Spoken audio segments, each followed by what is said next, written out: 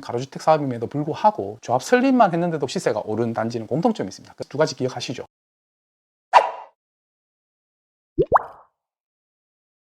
네, 안녕하십니까. 알쏭달쏭 부동산 시간입니다. 오늘도 가로주택 정비사업과 소규모 재건축에 관련해서 이야기를 한번 해보려고 하는데요. 요즘 들어서 정비사업 관련해서 가장 많은 질문 두 가지가 있습니다. 그 첫 번째 질문 중에 한 개가 공사비 증가로 과연 이 사업이 사업성이 있을까라는 질문과, 그 다음 우리 지역은 소규모 재건축, 그 다음 가로주택이라서 나홀로 아파트이기 때문에 대규모 단지가 아니기 때문에 이 조합을 해봐야 과연 우리 집 시세가 오르느냐, 과연 오르는 곳이 있었느냐라는 질문이 가장 많은데요. 여러분도 아마 이 부분이 궁금해 하셔서 이 영상을 보셨을 겁니다. 오늘은 이 두 가지 질문에 대해서 정확하게 확인을 해보려고 하는데요. 제 생각이나 경험이 아닌 실제 사례로 확인하는 시간을 가져보도록 하겠습니다. 그래서 오늘 이 영상을 보신다면 어떤 결정을 하시는 단계일 수도 있잖아요. 투자를 한다거나 혹은 우리 조합, 우리 구역의 조합을 계속 추진을 해야 되느냐 고민에 빠지시는 분 계실 텐데 이 영상에서 아마 도움을 받으실 수 있을 겁니다. 물론 맞습니다. 모든 가로주택 정비사업, 모든 소규모 재건축이 오르는 건 아닙니다. 과거에 시세를 봤을 때 과연 올랐다, 이런 단지에 어떤 공통점이 있을까, 그러면 이 단지와 우리 단지가 비슷한 점이 있는가를 비교하셔서 한 번 더 판단할 수 있는 계기가 될 수 있으니까 아마 충분히 이 영상을 통해서 도움을 받으실 수 있을 겁니다. 그럼 함께 확인 한번 해보실까요? 화면을 보면서 말씀을 드리도록 하겠습니다. 다세대입니다. 마포구 용광동에 있는데요. 이미 여기는 철거가 되고 조합 설립 이후 일반 분양 실시가 된 곳입니다. 그럼 조합 설립이 되면서 과연 시세는 어떻게 변했을까? 올랐을까? 오르지 않았을까? 규모가 아주 작습니다. 소규모 재건축 100세대가 안 되는 것으로 알고 있는데요. 국토부 실거래가 가보면 거래가 있는 연도만 이렇게 나오거든요. 그래서 2020년, 2018년, 2017년, 2016년에 거래가 있는데 조합 설립 이야기가 아마 17년부터 나와서 아마 19년도에 조합 설립인가 소규모 재건축 조합 설립인가가 나온 현장일 겁니다. 그래서 98.88 요게 아마 2020년도 계약이 실거래가 확인이 되니까 요걸 기준으로 한번 보시죠. 98.88 보면 거래 금액이 10월 달에 2016년 10월 달에 5억 1,800만 원, 뭐 5억에 이렇게 거래가 됐습니다. 그래서 2017년도에도 거래가 5억대 거래가 되겠죠. 평수는 조금 다릅니다만은 거래가 되었습니다. 그래서 2018년 이때도 됐었는데 2019년도에 아마 조합 설립이 본격적으로 되었을 거예요. 그래서 실제적으로 거래가 어떻게 됐냐 기억나시나요? 98.99 조금 다른데 아마 비슷한 대지 지분이니까 시세는 비슷할 겁니다.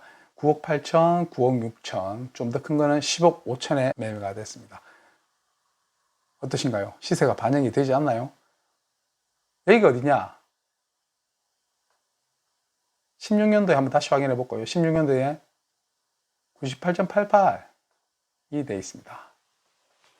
5억대에서 조합 설립이 되자 5억 8천, 10억에 가까운 시세 차익이 이렇게 큰 매매 가격이 확인이 될 수 있습니다. 여기가 어디냐? 블로그를 통해서 볼 수 있던데요. 이게 바로 마포 하늘채 더 리버 아파트입니다. 블로그를 쓰신 분도 이렇게 입지가 좋으니 결국 되긴 되는구나 이렇게 나와 있습니다. 서울이죠. 마포라는 곳은 아마 많은 분들이 잘 아실 겁니다. 그런데 처음부터 이런 생각을 하셨을까요? 5억 원대 매매하셨던 분들이 이런 생각을 하셨을까요? 소규모라서 안 돼. 언제 될지도 몰라. 그리고 나홀로라서 시세가 그렇게 오르지 않아, 이렇게 판단을 하셨을 겁니다. 일반 분양도 지금 성공적으로 분양이 됐다고 하는데요. 이 시점에서 무조건 소규모가 안 된다, 그런 거는 없다는 것을 확인하실 수 있습니다. 또 다른 곳 한번 확인해 보도록 하겠습니다.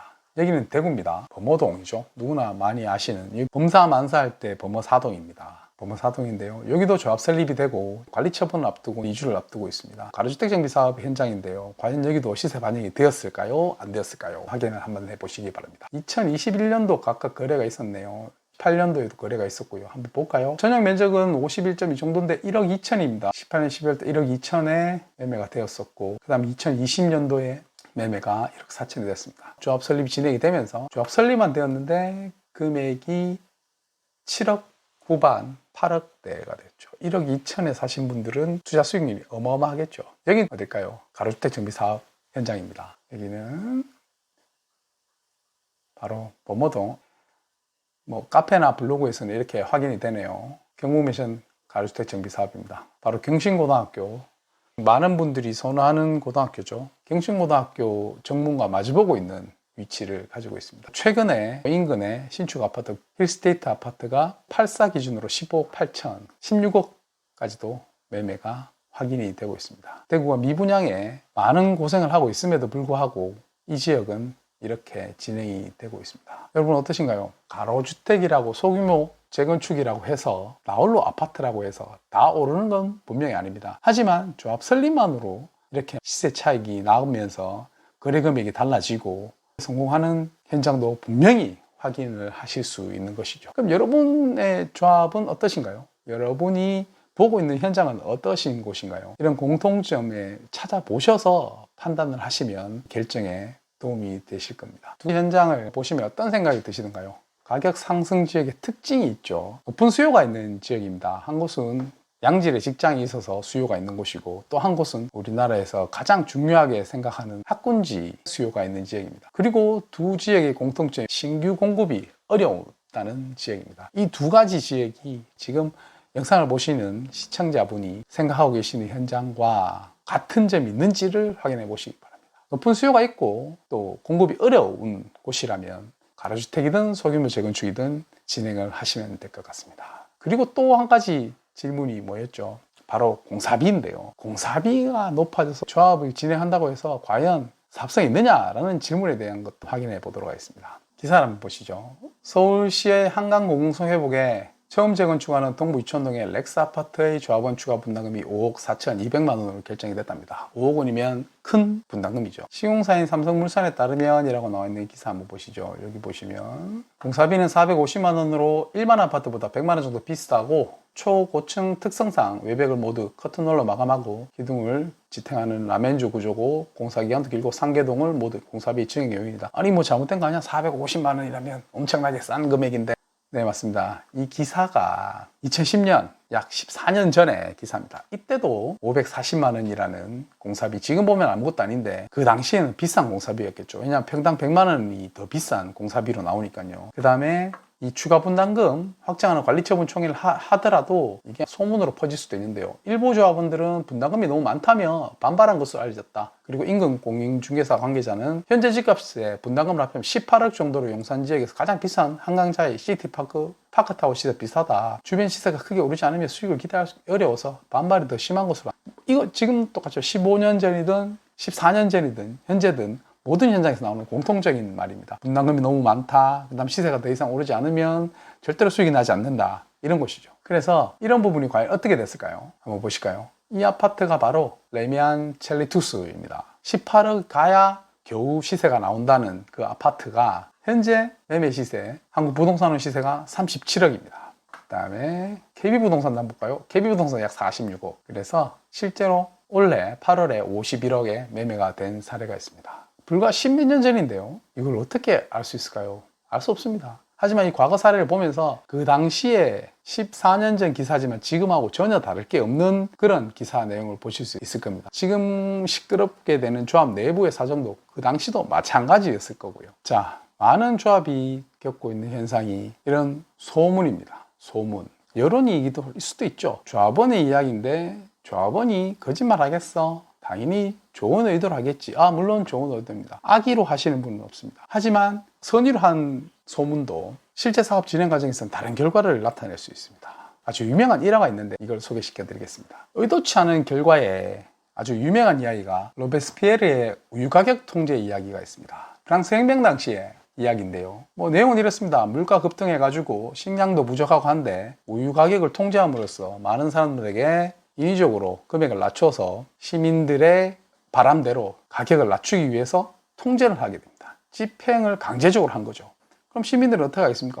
이거 우리를 위해서 가격을 낮춰줘서 너무나 좋다 하면서 인기도 높아졌지 않겠습니까? 물론 정치적인 목적이 있었다고 하지만요. 그래서 가격 통제로 초반에는 우유 공급이 증가가 됩니다. 초기에는 안정적인 효과가 났죠. 의도대로 그 결과가 나타난 거죠. 하지만 통제 가격으로 생산자들이 더 이상 이윤을 내지 못했고 생산 감소로 이어지고 결국은 식량 공급 부족 현상이 일어납니다. 이런 의도로 시작한 게 아니었지 않습니까? 인위적인 가격 통제가 이런 일이 발생이 되게 됐고 또 시장이 왜곡되면서 예상치 못한 결과가 나올 수 있습니다. 정부의 개입이 가져올 수 있는 예상치 못한 결과라고 나와 있지만 정부가 악의로 했을까요? 아니요, 분명히 선의로 했습니다. 이게 무슨 정비사업, 조합사업하고 무슨 상관이냐라고 하실 수 있는데요. 시장의 현실을 좀 이해를 하셔야 됩니다. 결정권이 있으시는 임대위원이나 혹은 조합장님께서는 신중한 결정을, 물론 신중한 결정하시죠. 물론 또 선의로 하십니다. 악의가 아닙니다. 하지만 선의와 악의가 중요한 게 아닙니다. 데이터를 보시고 정확한 결론을 낼 수 있느냐는 것이죠. 아마 지금은 모르긴 해도 그때 많은 반대를 14년 전에 높은 분담금으로, 높은 공사비로 반대 의견이 분명히 많았을 것입니다. 하지만 그거를 뚫고 누군가는 결정을 하셨겠죠. 그래서 좋은 결과가 나왔지 않았겠습니까? 이런 교훈을 바탕으로 역사에도 나오는 교훈이 있습니다. 의도치 않는 결과를 갖다가 아무리 선이다 해도 결과는 나쁘게 나올 수도 있습니다. 공사비를 줄이면 좋죠. 하지만 방금도 보셨지만 그 당시 14년 전에 500만 원, 지금은 1000만 원이 넘지 않습니까? 약 2배 올랐지만 시세는 어떻습니까? 시세는 거의 3배 이상 오르게 됐습니다. 하지만 그렇다고 해서 모든 게 다 오르진 않겠죠. 공통점이 있습니다. 공사비가 올랐음에도 불구하고 더 높은 시세를 유지하는 곳과 그 다음에 소규모 재건축이든 가로주택 사업임에도 불구하고 조합 설립만 했는데도 시세가 오른 단지는 공통점이 있습니다. 그 두 가지 기억하시죠? 네, 맞습니다. 모든 사람들이 선호하는 지역이고 또 추가 공급이 불가능한 지역입니다. 저희들이 가로주택 정비 사업 문의가 많이 들어오시면 사업성 분석을 의뢰를 하시는데요. 들어오시는 거에 한 60% 이상이 사업성이 나오지 않습니다. 사업성이 나오지 않아서 하지 말라고 제가 말씀을 드립니다. 하지만 업체들이 대출을 신청하거나 진행을 하려는 의도가 있는 지역도 있는데요. 그걸 막기 위해서 저희들이 사업성 분석에 대한 정확한 판단을 해보시라고 말씀을 드리는 거고, 하지만 사업성이 있음에도 불구하고 내부의 반대나 좀 잘못된 소문으로 인해서 어려워하는 조합도 분명히 발생이 됩니다. 이 영상으로 도움을 받으셔서 정확한 데이터와 분석을 통해서 판단을 하실 수 있으면 좋겠고요. 투자도 마찬가지입니다. 과거 시세를 보시면 1억 2천에 판매하신 분들은 당연히 재개발, 재건축, 가로주택 정비 사업이 되리라고 모르셨겠죠? 아니요. 그때 개발하더라도 안 된다고 판단하셨기 때문에 파셨을 겁니다. 그래서 결과가 다르게 나오는 것이고요. 오늘 확인한 영상을 보시고 어떤 생각이 드셨는가요? 입지죠, 부동산은. 입지입니다. 그 다음에 많은 소문이 있을 수 있는데 좀 과거 데이터를 통해서 객관적인 판단을 하실 수 있었으면 좋겠습니다. 그리고 소문의 의도, 의견의 의도가 선이라 하더라도 결과는 시장에서는 다를 수 있다. 이런 부분 꼭 염두를 해 두시고요. 오늘 두 가지에 대해서 확인해 봤습니다. 공사비 상승 상황에서도 과연 이익이 있을까? 그 다음에 소규모 재건축, 가로주택 정비 사업임에도 불구하고 과연 우리 집 시세가 오르느냐에 대해서 알아봤는데요. 두 가지 다 팩트에 대해서는 같이 확인하셨으니까 결과를 아시게 되었을 것입니다. 오늘 영상 이 두 가지 알아봤고요. 이 영상이 도움이 되셨다면 구독과 좋아요 잊지 마시고 이 영상을 바탕으로 해서 모두가 웃는 조합원이 되시거나 모두가 웃는 투자자가 되시길 바라겠습니다. 정체불명의 카더라 소문 꼭 주의하시고요. 네, 다음 시간에 좀 더 좋은 콘텐츠로 찾아뵙도록 하겠습니다. 오늘 여기까지 하겠습니다. 감사합니다.